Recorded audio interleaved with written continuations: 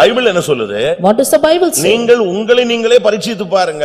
Try yourself, examine yourselves. விசுவாச பரீட்சையில சபைக்கு முன்னால, உலகத்துக்கு முன்னால, குடும்பத்துக்கு முன்னால, சமுதாயத்தின் மத்தியில, உலகத்தின் மத்தியில நீ நின்னு விசுவாச பரீட்சையில தோற்று போகிறதை விட முதலாவது நீ உன்னை நீயே சோதித்து பார்த்து உன்னை டெவலப் பண்ண.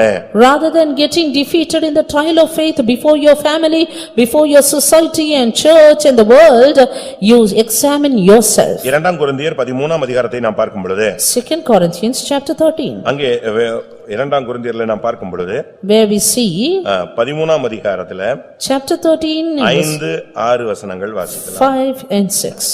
நீங்கள் விசுவாசம் உள்ளவர்களோ என்று உங்களை நீங்களே சோதித்தறியுங்கள், உங்களை நீங்களே பரீட்சித்து பாருங்கள்.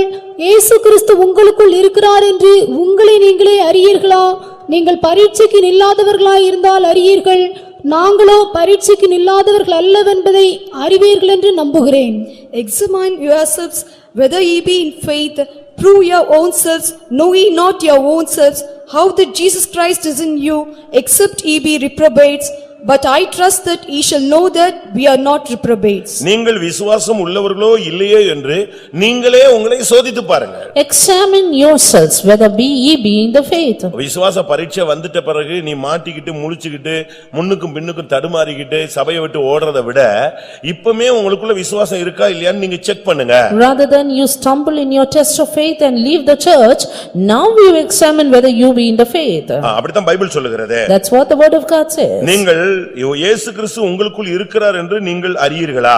Know ye not that Jesus Christ is in you? நீங்கள் பரீட்சைக்கு நில்லாதவர்களாய் இருந்தால் அறியீர்கள். If ye are reprobates, you do not know it. நீங்களே உங்களை பரீட்சித்து பாருங்க. Test yourself. நான் அதனால தான் அடிக்கடி பிரசங்கத்துல சொல்லுவேன். Very often I used to say in the message, பிசாசு துரத்துற இடத்துல போய் உட்கார்ந்து ஜெபிச்சு பாரு. You go and pray in the place where they cast demons. உனக்கு அந்த gift இருக்கா இல்லையா? Whether you have the gift or not. ஹாஸ்பிடல்ல போய் ஜெபிச்சு பாரு. Go and pray in the hospitals. வியாதிகளை குணமாக்க கூடிய வரம் உனக்கு இருக்கான்னு டெஸ்ட் பண்ணி பாரு. And test whether you have the gift of healing the sick. பிரச்சனைகளுக்காக ஜெபிக்கிறவங்க மத்தியில போய் உட்கார்ந்து ஜெபிச்சு பாரு.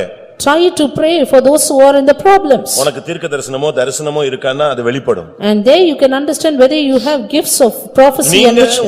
உங்களுடைய இருக்கிற கிஃப்ட்டை நீங்க ஆபரேட் பண்ணி பாருங்க.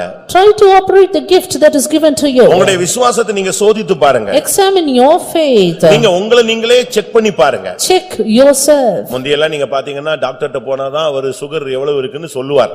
In the earlier days when you go to the doctor they'll say how much you are in diabetes. இப்ப நம்ம வீட்லயே எதை வச்சிருக்கோம்? ஒரு சின்ன ஒன்னு வச்சிருக்கோம். But right in our house today we have the diabetes checking machine. டாக்டர்லாம் இப்ப தேவையில்லை, இவங்களே இப்ப டாக்டர் ஆயிட்டாங்க. Doctors are not needed today, the machine is enough. இவங்களுக்கே தெரியுது, இப்ப ஒரு ட்ரிப் அடிச்சு பார்த்தா என்ன தெரிஞ்சிரும்? எத்தனை இது கூடி இருக்கா குறைஞ்சிருக்கா, கூடி இருக்கா டக்குன்னு சப்பாத்தியை கூட்டு. They themselves being the doctors they can check, and if the diabetes is increasing then they have the chapatis. உடனே அன்னைக்கு முழுசும் பார்த்தா ஆள் டல்லா இருப்பாங்க. யாரு கேட்டாலும் கூடி போச்சு. அன்னைக்கு ஃபுல்லா இவங்களே பிரசங்கம் பண்ணிட்டே இருப்பாங்க. கூடி போச்சு கூடி போச்சு கூடி போச்சு கூடி போச்சுன்னு பயம். The whole day they will have the dull feeling because of the fear, and they will keep on saying the sugar has increased. உனக்கு சுகரை கண்டுபிடிக்கிறதுக்கு கர்த்தர் கிருபை கொடுத்திருக்கிறார். நான் விசுவாசத்தையும் பரிசோதிக்கிறதுக்கு உனக்கு கிருபை தருவார். God has given you the grace to find out the diabetes.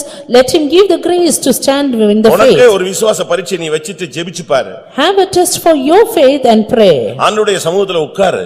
Sit in the presence of God. ஒரு தாய்க்கு நடக்க முடியாத ஒரு பிள்ளை. A mother had a child who was limp. ஆனா அவங்களுக்கு விசுவாசம் அளவுக்கு அதிகமாக இருந்தது. But she had done immeasurable faith. அந்த விசுவாசத்துல அவங்க அப்படியே நின்னாங்க. And she stood for that faith. பிள்ளை வளர்ந்துச்சு ஆனா நடக்கல. Child grew but could not walk. ஆனா அவங்களுக்கு ஒரு விசுவாசம், என்னைக்காவது என் பிள்ளை நடக்கும். But her faith was that my child will walk. எப்படிப்பட்ட ஒரு விசுவாசம் பாருங்க. Look at her faith. அந்த விசுவாசம் ஒரு நாள் கனப்படுத்தப்பட்டது. One day that faith was honored. அந்த தாயிட்ட கர்த்தர் சொன்னாரா, உன் பிள்ளை இத்தனாம் தேதி மத்தியானம் 2:45 நடப்பான்.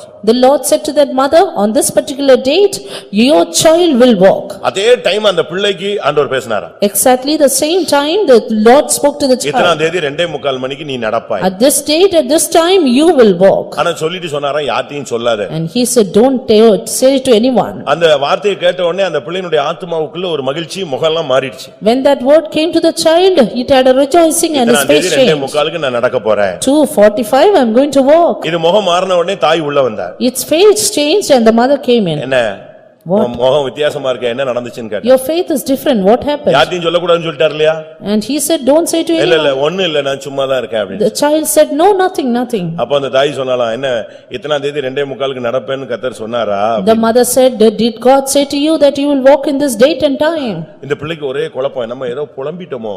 This child was confused. Did I confuse and tell?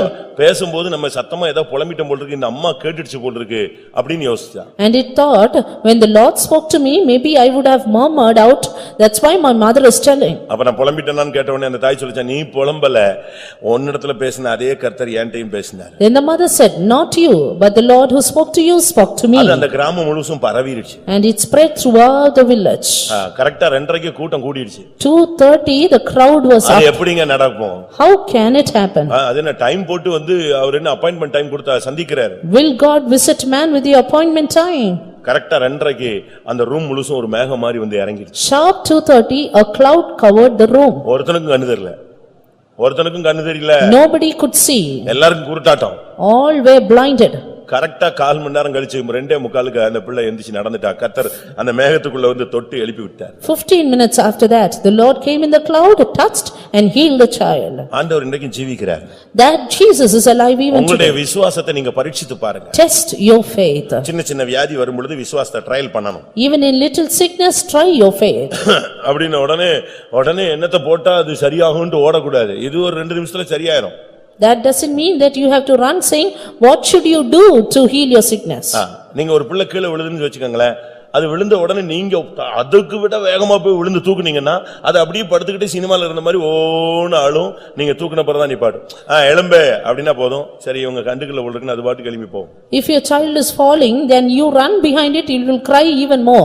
But if you say, you rise up, and it will rise up. சும்மா லேசா சின்னதுக்கெல்லாம் நில்ல. இது வந்து நம்ம இந்த மார்க்கம் வந்து பனங்காட்டு நரின மாதிரி சலசலப்புக்கெல்லாம் அஞ்சவே கூடாது.